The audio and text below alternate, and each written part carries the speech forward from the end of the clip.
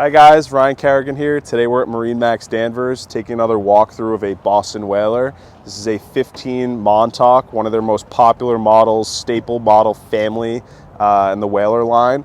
It's a 2024, brand new, equipped with the light blue gel coat side as well as the white graphics and the white rub rail with the stainless steel insert. Super clean color scheme, guys. I mean, take a look at it, right? Can't really get much better than that in terms of being pretty for a boat.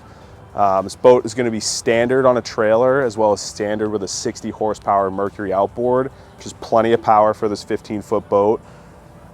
Another option from the factory, you're going to be getting a bimini top, get you guys some nice shade coverage.